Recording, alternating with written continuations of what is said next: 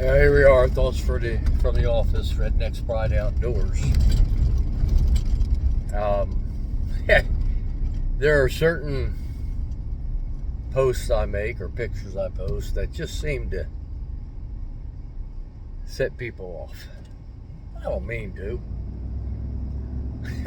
I'm not trying to. Well, yeah, sometimes I am. Sometimes I'm trying to stir the pot, but a lot of times I'm not. I just come up with things that go against the grain of a lot of folks, and going against the grain of a lot of folks goes against their grain for no other reason than it's different than what they do.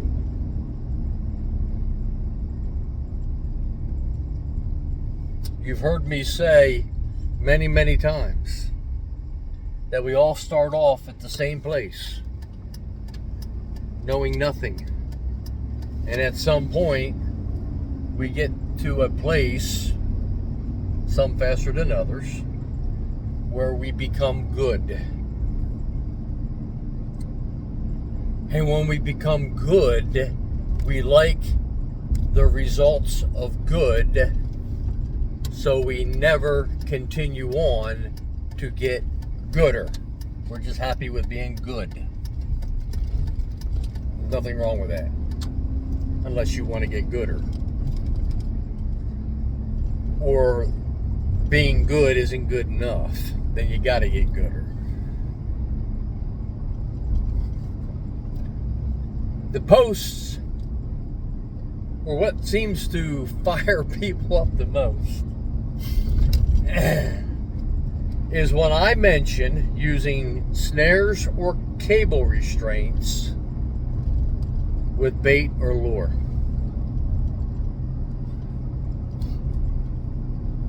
Now there's a tolerance here. I can say use a call lure to pull them into the area. I can say to use a dead cow or a dead deer. They're tolerated, they're okay. But when I say I go out and I purposely put in a baited set using cable restraints or snares, that's where the poo-poo hits the fan. And I get folks telling me all kinds. It's almost as bad as cage traps. Almost, not quite, but almost as bad as cage traps. And one of the things I'm always said is, why are you overthinking this? Why are you making it complicated? Just hang your snare or hang your cable support. Cable restraint, rather. I'm sorry. And I say, okay. First of all, when you use the word hang, that tells me where you're at. You're literally just going out and you're throwing a cable restraint or you're throwing a snare out and you're just throwing it out there and you're putting it in. You're not giving any thought on anything.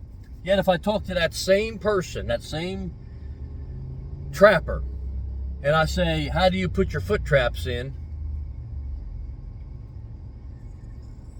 There's a dissertation.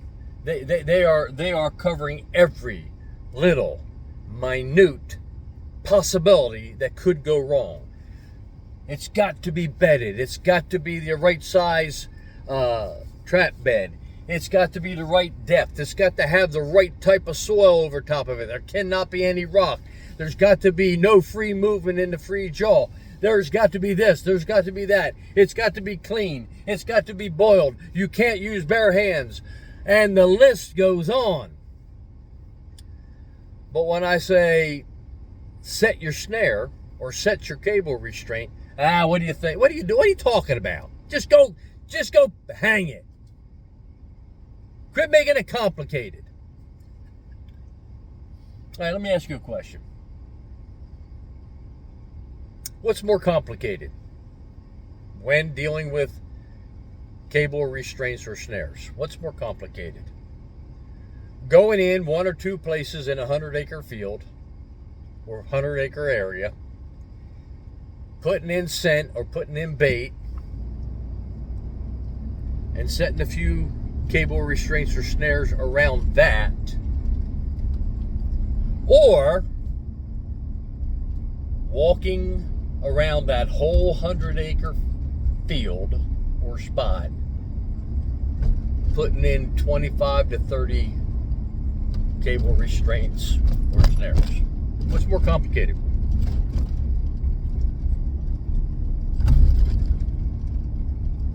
There's less thinking. I'll go with you on that. There's less thinking wandering around the edge of the field looking for a trail and saying, I wonder if anything's in that thing. Yeah, let's just hang one there.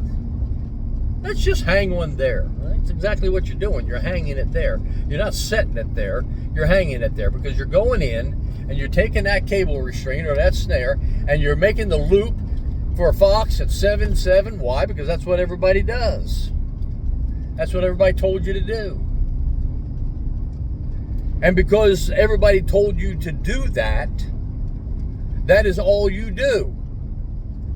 So therefore, your 7-7 makes the catches. Because that's all you do. You don't know if that's good. You don't know if it's bad. You don't know if it's better, if it's worse. It makes the catches because that's all you do. Wildlife control forced me out of that mindset. There is no such thing as all I do. Let me tell you what, people. I can walk up to a spot and you say to me, what would you do? And I'm going to say you can do 1, you can do 2, you can do 3, you can do 4, you can do 5. Which one's better? Why are you complicating this? I'm not. I just gave you your 5 options. Which one's better? Took me 30 seconds to do it. So getting back to the topic at hand. Baits, lures with cable restraints.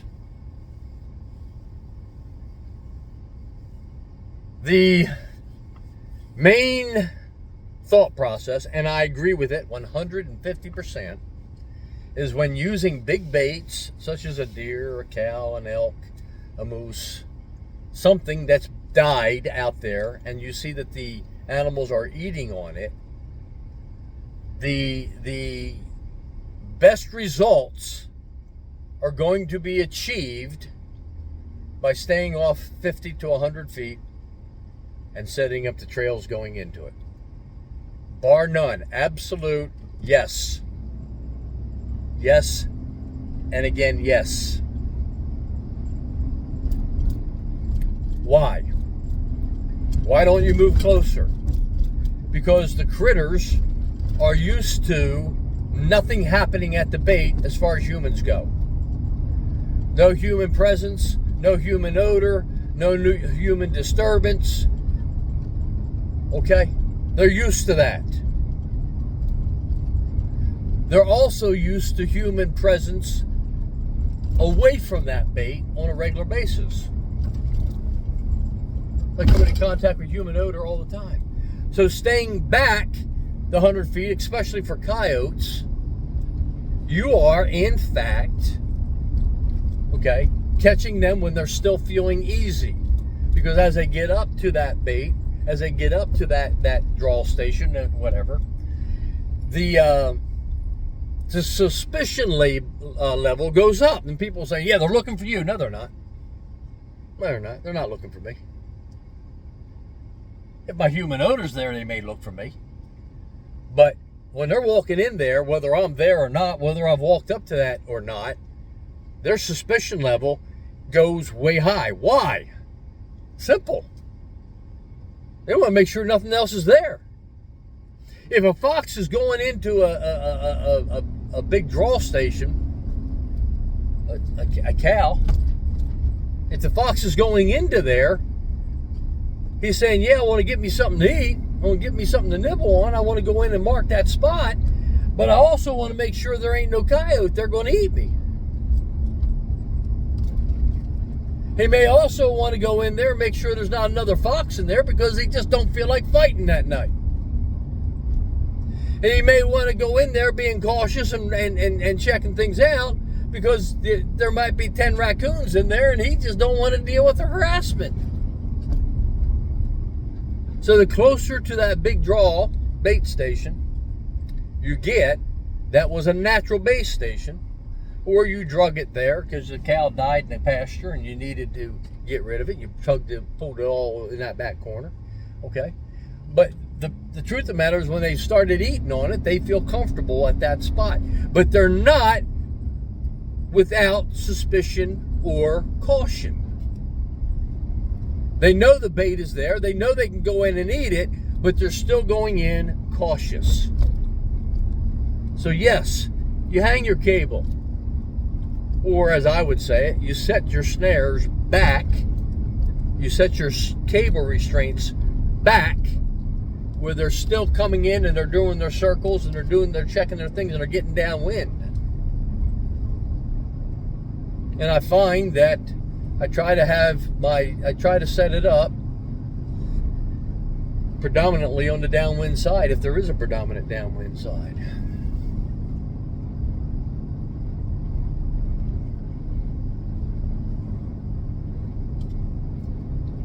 So yes, 100%.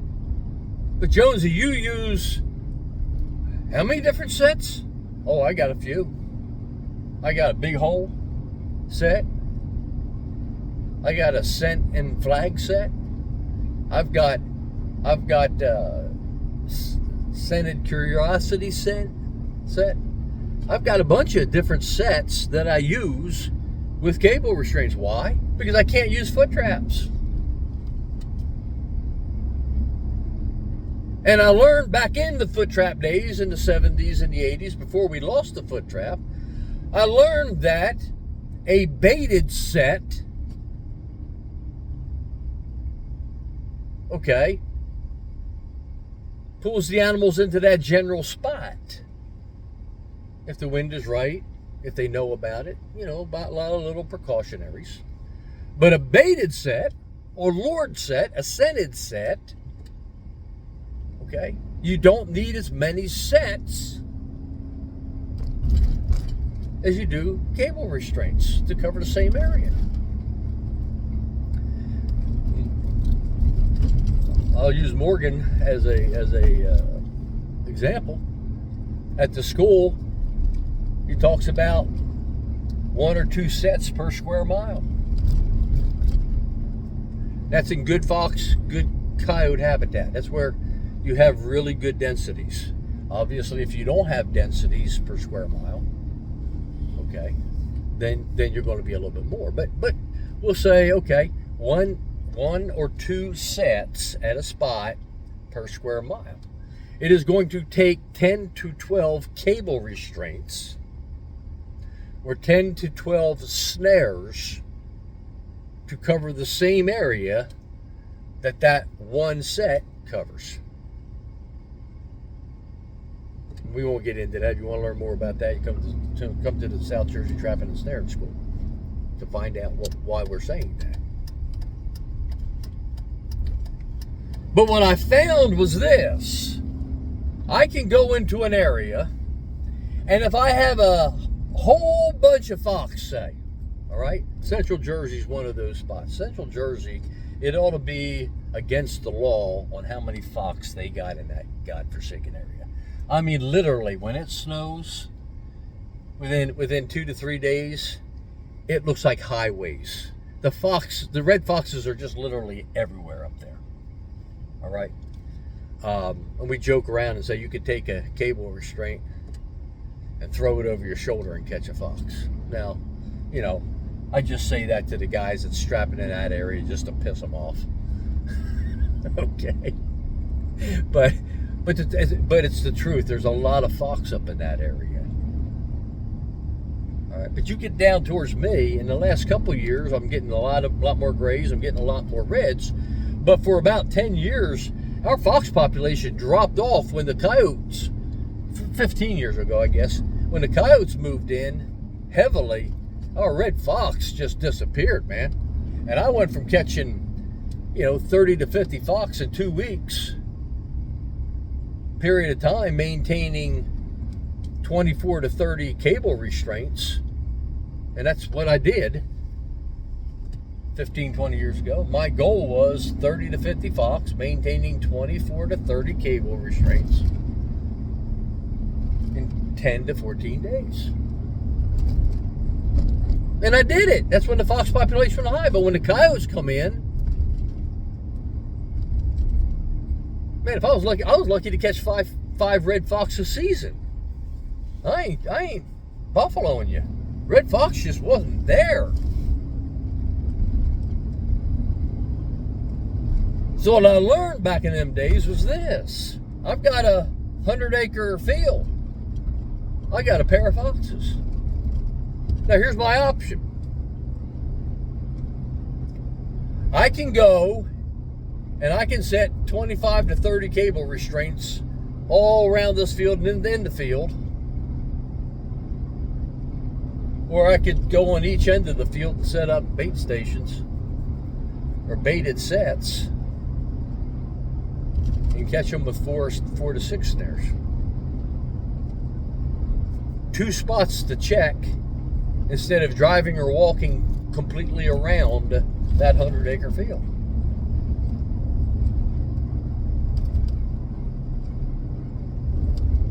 So I took what I knew about foot trapping, baits and lures, and I adapted it to cable restraints with baits and lures. Cubby sets is a killer on fox. Matter of fact, it's easier to catch a fox in a cubby set than it is to catch the raccoon. And people say, I don't believe that. Well, it's because you don't do it. And the reason is simple. The raccoon, when it enters the cubby set and the cable closes on it, because it's set with a load, they will stop and take the stupid cable off. The fox, typically on a cubby sets, when the cable closes, the lock comes down. Even though there's not a lock set there yet, the fox will traditionally keep moving forward to pull it just a little bit tighter. So it's easier to catch and hold a fox in a cubby set for me, than it is for me to catch and hold a raccoon. Oh, I'll have raccoons all night long going into the cubby sets, and when I come out, the snare is pulled out of the cubby set and laying on the ground. I'm sorry, cable restraint. I got to be politically correct in this thing. And that's where my double load comes in. Why do you need a double load? You don't. You can do the same thing with a overload. A lot of guys out there put an overload, a slight overload. You never want to overload, but you always, if you're going to use an overload, just a slight overload. So it's not as finicky and delicate and fires off like that. And just look at it, the stupid thing. If you use a no load without snow and a small cubby, you're probably going to have a lot of misses also. Even though up in Canada and up in the north, where they use a lot of no-load systems, they work great. But there's reasons for that. And they adapt to it. When you look at their cubbies are usually much, much different in design than my cubbies would be. But why use a cubby at all, Jonesy? Because I only want to set one snare or one cable restraint. I don't want to walk the whole 100 acres. I'm an old man. I can't drive it no more. The farmer won't let me. I gotta walk that 100-acre perimeter? Nah.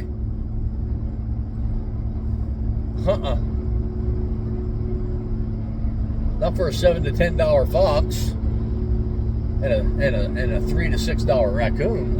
Nope, ain't going to happen, my friend. Ain't going to happen.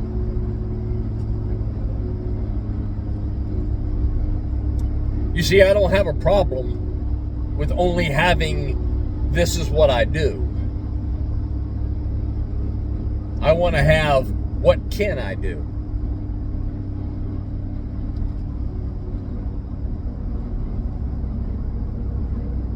Is it more difficult to learn this way of thinking? Yeah, I guess it is.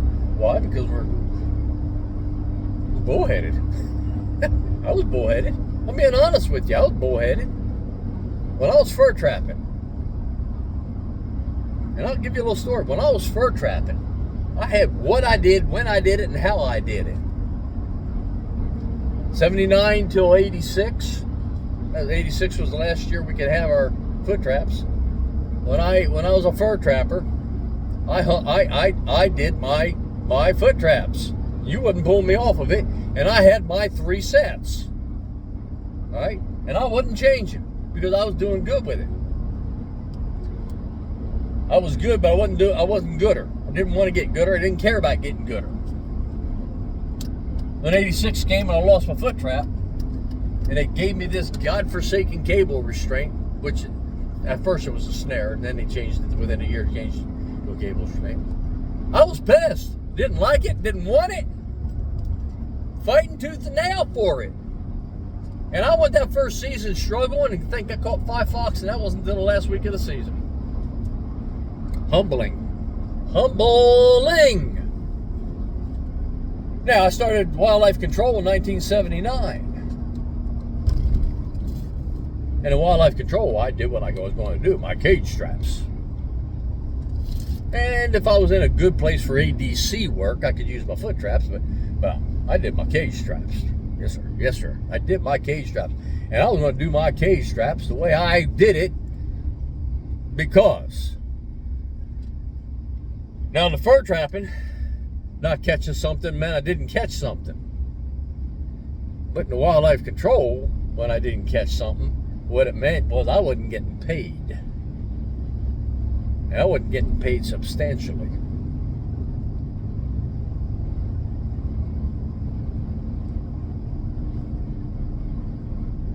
And for the longest time,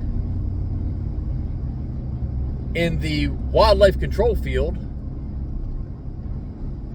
I was willing to try different things. I was willing to do different things. And I was willing to accept some failure, if you will call it failure. It wasn't, because I learned things through failure. But I was willing to accept something not working because I knew it would lead to me figuring out something that did work that was different. That was my wildlife control. At the same time, in my fur trapping, my pride was, this is what I do and this is how I do it. Doggone it, and I ain't changing. Until one day I said, you're an idiot. You're just a plain, full, bullheaded idiot.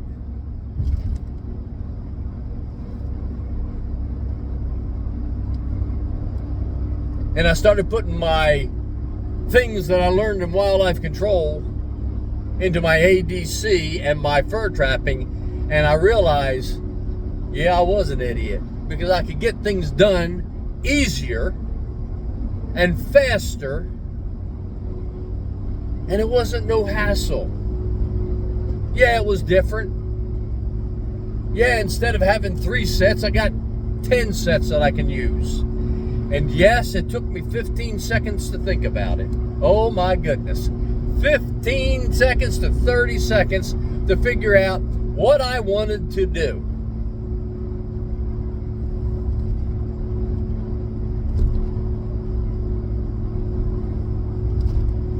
So yeah. There's a few of you boys who are going to be your head spinning. You already turned this video off. You ain't listened to any more of it. And that's fine. But there's going to be some of you, especially you brand new trappers. Some of you just got your trapping license. You went through the course. You saw what the instructors, quote, I wasn't there, so I can say this.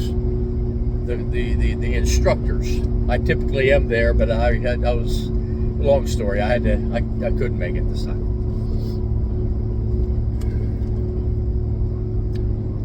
Those instructors are good, and they were right in what they were saying. And you being a brand spanking new trapper, you listened to them in every little detail they said, and you thought you listened to them. You didn't. You've already forgotten 70% of it. But anyway, you listen to them, and you're going to go imitate them. Man, you're going to be exactly them.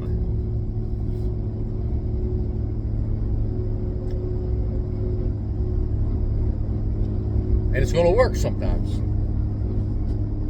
And it's not going to work other times. And you're going to get frustrated. And you're going to quit. Not quit trapping. Most of you are going to stick with it. Hopefully most of you will stick with it. But you're going to quit trying to be gooder. You're going to find out what worked for you one or two times. And because it worked for you one or two times, you're going to keep doing that one or two time type thing over and over again. And because it's the only thing you're using and it's the only thing you're doing, it's going to catch critters. So in your brain, I'm there. Hot dogs, I know it. And the truth of the matter is you don't know it. You ain't there. You're no closer to being there. You're just there where you're happy. Listen, I've been trapping for 55 plus years now. And I ain't there. I ain't there. You're never going to hear me say I caught everyone within 2 miles. Because I didn't. And I know it. And you ain't never going to hear me say this method here will catch everything that moves. Because it won't. You're going to hear me say, try it, and if it don't work, figure something else out. That's what you're going to hear me say. Because that's what I do every day in my wildlife control for the last 45 years, and as a fur trapper for the last 45 years. Even though I was fur trapping way before that, it was fur trapping it was wildlife control that forced me to change my mindset as a fur trapper. Why do I use baited sets, big hole set,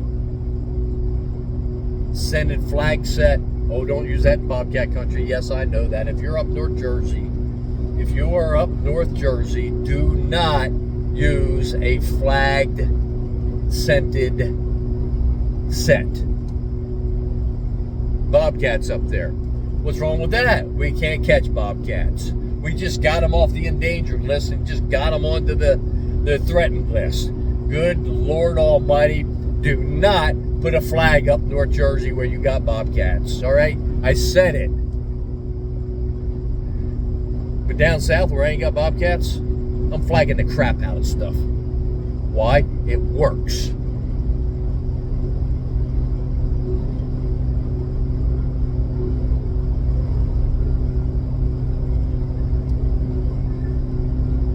Another long video. I don't do nothing that don't work, people. Well, let me rephrase that. I don't intentionally do anything that doesn't work. There's a lot of things that I tried that didn't work, and you know what? You'll never hear about that. No way, shape, or form. You will never hear about the things I tried and was stupid and didn't work. But you may hear about the things that I tried and didn't think they was going to work, but they worked.